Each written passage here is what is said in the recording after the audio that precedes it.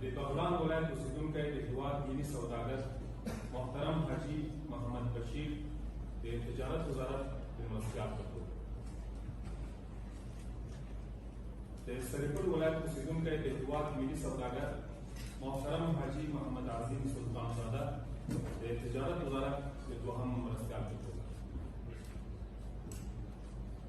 محترم ډاکټر قلندر عباد د روغتیا وزارت د سرپرست په توګه محترم ډاکټر عبدالباري عمر د روغتیا وزارت د مرستیال په توګه محترم ډاکټر محمد حسن قیاسي د روغتیا وزارت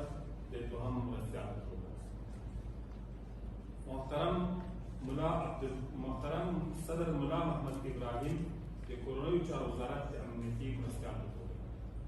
محترم ملا عبدالقیوم ذاکر د دفاع وزارت د مرستیال په توګه محترم انجینیر نظر محمد مطمئن د اولمپیک د ملي کمیټې د سرپرست په توګه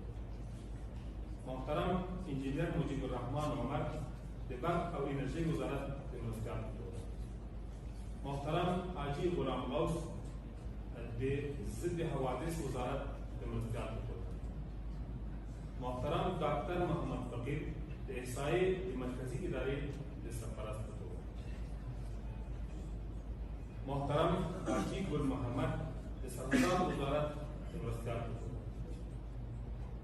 محترم ګلزرین کوچی د سرحدات وزارت د دوهم مرستیال په توګه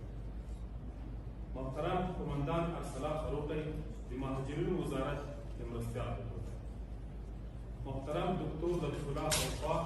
د لوړو زده کړو وزارت د مسلکي مرستیال په توګه محترم انجینیر نجیب الله د اټومي انرژي د رئیس په توګه یا د ټاکنې چې تر ډېره حده مسلکیتوب او وړتیا په نظر کې پکې نیول شوې ده د اسلامي امارت